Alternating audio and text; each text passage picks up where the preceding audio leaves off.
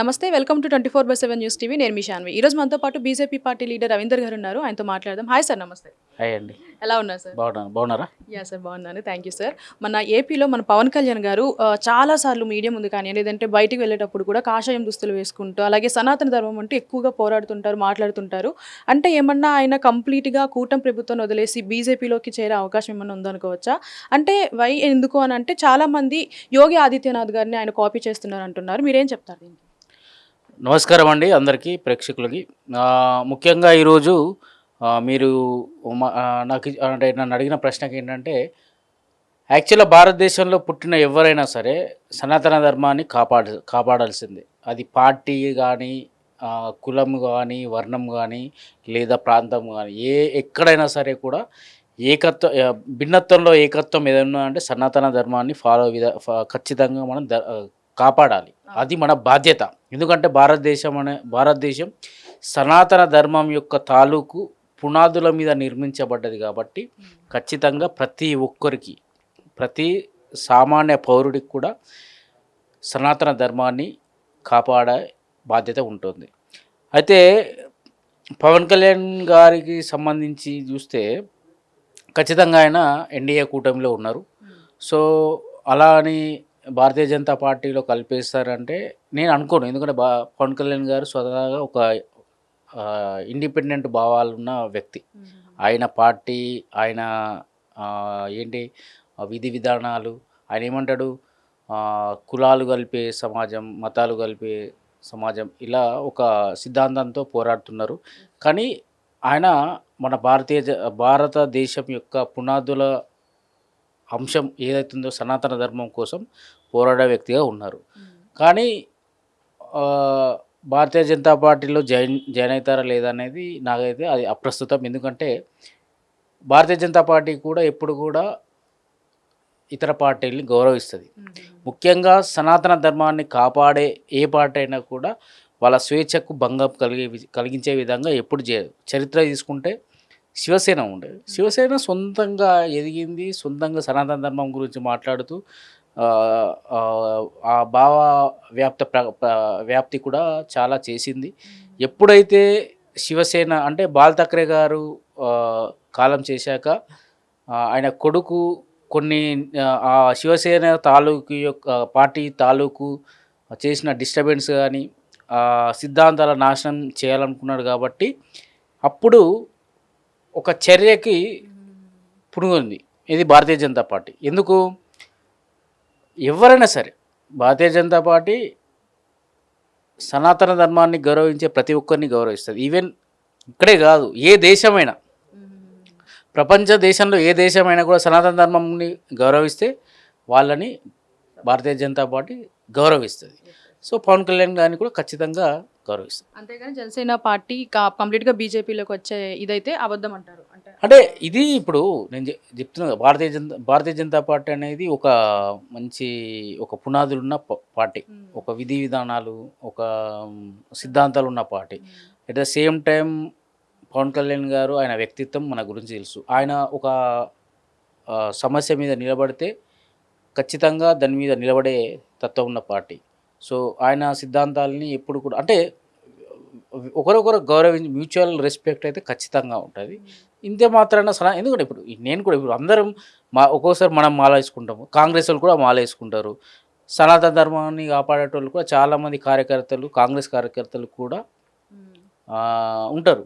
అట్లానే వాళ్ళని ప్రజాస్వామ్యం ఇప్పుడు భారతదేశంలో సనాతన ధర్మం ఎంత ఇంపార్టెంటో ప్రజాస్వామ్యం కూడా అంతా ఇంపార్టెంట్. సో ఆ రెండింటిని కాపాడే ఏకైక పార్టీ భారతదేశంలో ఏదున్నదంటే భారతీయ జనతా పార్టీ. మన ఏపీలో మన పవన్ కళ్యాణ్ గారు చాలా సార్లు మీడియా ముందు కానీ లేదంటే బయటికి వెళ్ళేటప్పుడు కూడా కాషాయం దుస్తులు వేసుకుంటూ అలాగే సనాతన ధర్మం అంటూ ఎక్కువగా పోరాడుతుంటారు, మాట్లాడుతుంటారు. అంటే ఏమన్నా ఆయన కంప్లీట్గా కూటమి ప్రభుత్వం వదిలేసి బీజేపీలోకి చేరే అవకాశం ఏమన్నా ఉందనుకోవచ్చా? అంటే ఎందుకు అని అంటే చాలామంది యోగి ఆదిత్యనాథ్ గారిని ఆయన కాపీ చేస్తున్నారు అంటున్నారు. మీరేం చెప్తారు దీనికి? నమస్కారం అండి అందరికీ ప్రేక్షకులకి. ముఖ్యంగా ఈరోజు మీరు అంటే నన్ను అడిగిన ప్రశ్నకి ఏంటంటే, యాక్చువల్గా భారతదేశంలో పుట్టిన ఎవరైనా సరే సనాతన ధర్మాన్ని కాపాడాల్సిందే. అది పార్టీ కానీ, కులం కానీ, వర్ణం కానీ, లేదా ప్రాంతం కానీ, ఎక్కడైనా సరే కూడా భిన్నత్వంలో ఏకత్వం ఏదైనా అంటే సనాతన ధర్మాన్ని ఖచ్చితంగా మనం కాపాడాలి. అది మన బాధ్యత.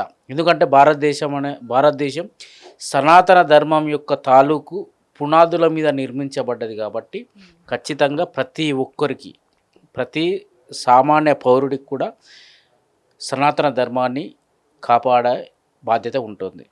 అయితే పవన్ కళ్యాణ్ గారికి సంబంధించి చూస్తే ఖచ్చితంగా ఆయన ఎన్డీఏ కూటమిలో ఉన్నారు. సో అలా అని భారతీయ జనతా పార్టీలో కలిపేస్తారంటే నేను అనుకోను. ఎందుకంటే పవన్ కళ్యాణ్ గారు స్వతహాగా ఒక ఇండిపెండెంట్ భావాలున్న వ్యక్తి. ఆయన పార్టీ, ఆయన ఏంటి విధి విధానాలు, ఆయన ఏమంటాడు, కులాలు కలిపే సమాజం, మతాలు కలిపే సమాజం, ఇలా ఒక సిద్ధాంతంతో పోరాడుతున్నారు. కానీ ఆయన మన భారతదేశం యొక్క పునాదుల అంశం ఏదైతుందో సనాతన ధర్మం కోసం పోరాడే వ్యక్తిగా ఉన్నారు. కానీ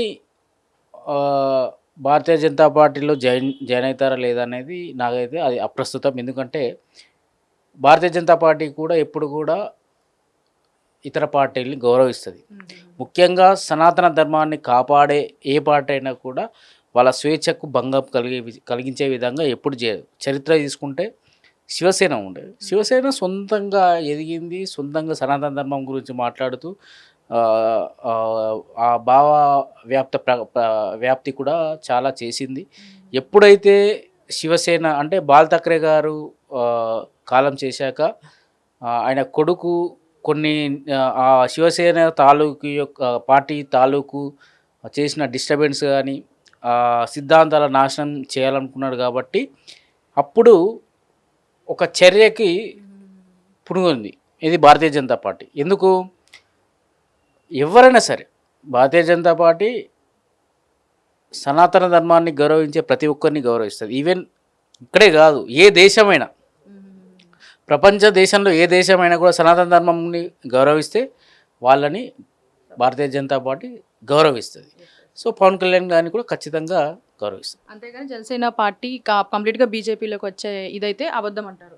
అంటే ఇది ఇప్పుడు నేను చెప్తున్నా, భారతీయ జనతా పార్టీ అనేది ఒక మంచి ఒక పునాదులున్న పార్టీ, ఒక విధి విధానాలు, ఒక సిద్ధాంతాలు ఉన్న party. At the same time Pawan Kalyan garu ఆయన వ్యక్తిత్వం మన గురించి తెలుసు. ఆయన ఒక సమస్య మీద నిలబడితే ఖచ్చితంగా దాని మీద నిలబడే తత్వం ఉన్న పార్టీ. సో ఆయన సిద్ధాంతాలని ఎప్పుడు కూడా అంటే ఒకరొకరు గౌరవించి మ్యూచువల్ రెస్పెక్ట్ అయితే ఖచ్చితంగా ఉంటుంది. ఇంతే మాత్రాన ఎందుకంటే ఇప్పుడు నేను కూడా ఇప్పుడు అందరం ఒక్కోసారి మనం మాల వేసుకుంటాము, కాంగ్రెస్ వాళ్ళు కూడా మాల వేసుకుంటారు, సనాతన ధర్మాన్ని కాపాడేటోళ్ళు కూడా చాలామంది కార్యకర్తలు, కాంగ్రెస్ కార్యకర్తలు కూడా ఉంటారు. అట్లానే వాళ్ళని ప్రజాస్వామ్యం ఇప్పుడు భారతదేశంలో సనాతన ధర్మం ఎంత ఇంపార్టెంటో ప్రజాస్వామ్యం కూడా అంతా ఇంపార్టెంట్. సో ఆ రెండింటిని కాపాడే ఏకైక పార్టీ భారతదేశంలో ఏది ఉన్నదంటే భారతీయ జనతా పార్టీ.